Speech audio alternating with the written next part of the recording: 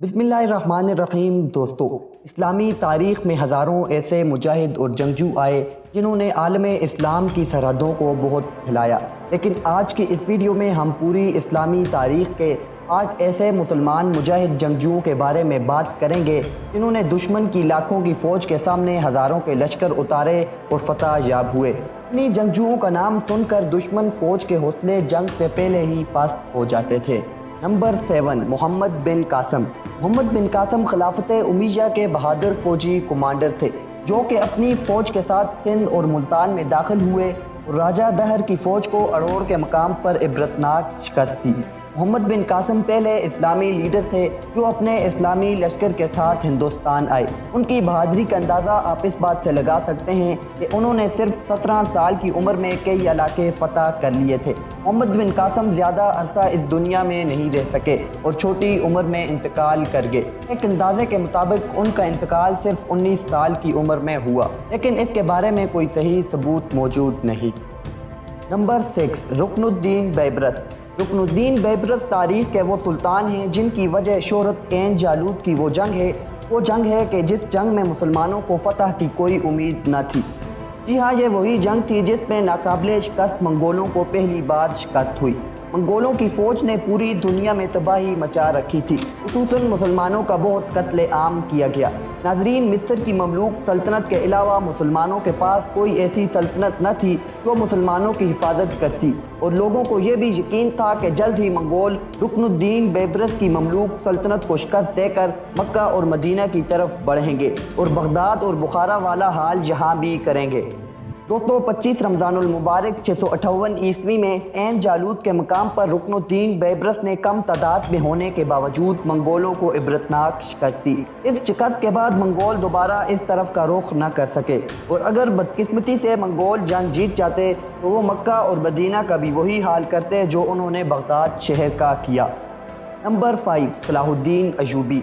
दोस्तों, बात अगर बहादुर मुसलमान जंगजुओं की हो रही हो और सलाहुद्दीन अयूबी का नाम न आए, ऐसा नामुमकिन है, क्योंकि सलाहुद्दीन अयूबी की बैतुल मुक़द्दस के लिए लड़ जाने वाली जंग इंतहाई खूनख्वार जंग थी, क्योंकि इसमें पूरे ईसाई ममालिक की फ़ौज सलाहुद्दीन अयूबी के मुकाबले में आ खड़ी हुई थी।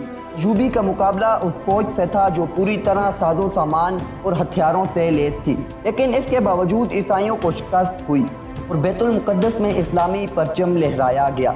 इसके अलावा भी सलाहुद्दीन अयूबी ने बहुत सी जंगें लड़ी, लेकिन यरूशलेम की ये जंग इंतहाई मशहूर है। ईसाई लोग भी सलाहुद्दीन अयूबी को हीरो के तौर पर जानते हैं, क्योंकि शहर को फतह करने के बाद सलाहुद्दीन अयूबी ने सब ईसाइयों के लिए आम माफ़ी का ऐलान कर दिया।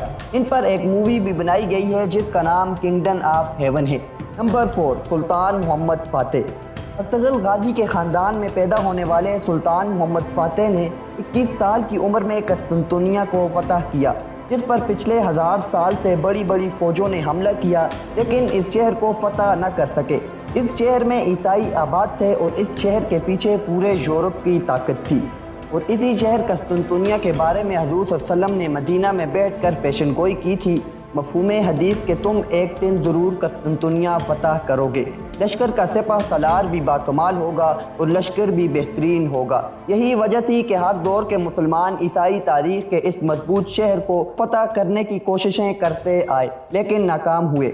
आखिरकार सुल्तान मोहम्मद फ़ातेह ने 21 साल की उम्र में इस शहर की ईसाई हुकूमत को ख़त्म करके इस्लामी परचम लहराया।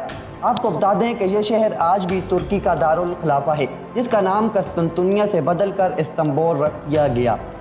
Number 3, Tariq bin Ziyad. नाजरीन, तारिक बिन ज़ियाद तारीख़ के वो पहले और आखिरी मुजाहिद थे जिन्होंने जीत के लिए अपनी कश्तियों को जला दिया था। यह बात है उस दौर की जब इस्लामी दुनिया पर बनु उमैया की खिलाफत थी और अफ्रीका के इलाके में भी इस्लाम पूरे जोशो खरोज से फैल रहा था। इसी दौर में तारिक बिन ज़ियाद को एक छोटे से इस्लामी लश्कर की क़यादत में स्पेन की तरफ रवाना किया। तारिक बिन ज़ियाद समुद्री रास्ते से स्पेन में दाखिल हुए। तारिक बिन ज़ियाद की परेशानी यह थी कि दुश्मन की फ़ौज तादाद में ज़्यादा थी। जब तारिक बिन ज़ियाद ने देखा कि उनकी फ़ौज के हौसले पस्त हो रहे हैं और कुछ साथियों ने वापस जाने का इरादा भी बना लिया है, साहिल पर खड़े होकर तारिक बिन ज़ियाद ने तारीख़ी जुमले कहे जिन्हें तारीख़ में सुनहरे अल्फाज में लिखा गया। तारिक बिन ज़ियाद ने हुक्म दिया कि कश्तियाँ जला दो, या हम शहीद होंगे या फतह याब होंगे। پھر دنیا نے دیکھا کہ طارق بن زیاد نے دشمن کو عبرتناک شکست دی اور اسپین میں مسلم سلطنت قائم کی جو اگلے سینکڑوں سالوں تک چلتی رہی۔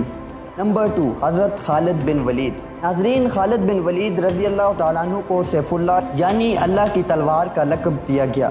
یہ لقب خود حضور صلی اللہ علیہ وسلم نے ان کی بہادری کو دیکھ کر ان کو دیا تھا۔ آپ کو جان کر خوشی ہوگی کہ حضرت خالد بن ولید نے اپنی زندگی میں سینکڑوں جنگیں لڑی لیکن کسی بھی جنگ میں ہار کا سامنا نہیں کیا۔ کوئی ایک بھی جنگ ایسی نہیں جس میں خالد بن ولید شامل ہوں اور مسلمانوں کو شکست ہوئی ہو۔ جس جنگ میں خالد بن ولید رضی اللہ تعالیٰ عنہ شامل ہوتے اس جنگ میں ہمیشہ جیت مقدر بنتی۔ خالد بن ولید رضی اللہ تعالیٰ عنہ نے حضرت ابوبکر صدیق اور حضرت عمر کے دور میں بے تحاشا فتوحات کی۔ نمبر 1، حضرت علی۔ حضرت علی رضی اللہ تعالیٰ عنہ کو ان کی بہادری کی وجہ سے حضور صلی اللہ علیہ وسلم نے اسد اللہ یعنی اللہ کے شیر کا لقب دیا۔ حضرت علی کو ہر مسلمان جانتا ہی ہے۔ انہوں نے حضور صلی اللہ علیہ وسلم کے دور کی ساری غزوات میں شرکت کی اور اہم کردار ادا کیا۔ خاص طور پر غزوہ خیبر میں حضرت علی نے بڑے بڑے مشہور جنگجوؤں کو موت کی گھاٹ اتارا۔ خیبر قلعے کے اتنے بھاری دروازے کو اکیلے اکھاڑ پھینکا جس دروازے کو بعد میں 30-40 لوگ بھی مل کر نہ اٹھا سکے۔ ناظرین، صحابہ اکرام کی بہادری کے واقعات سے تو آپ واقف ہی ہوں گے۔ ہمارا اصلی مقصد اسلامی تاریخ کے باقی سپہ سالاروں کے بارے میں آپ کو آگاہ کرنا تھا۔ امید کرتے ہیں ہماری یہ چھوٹی سی ویڈیو آپ کو پسند آئی ہوگی۔ پسند آنے کی صورت میں ویڈیو کو لائک کریں اور ہمارے یوٹیوب چینل کو سبسکرائب کر کے بیل آئیکن کو پریس کر دیں تاکہ ہماری ویڈیوز آپ تک بآسانی پہنچتی رہیں۔ ملتے ہیں ایک نئی ویڈیو میں، تب تک کے لیے اللہ حافظ۔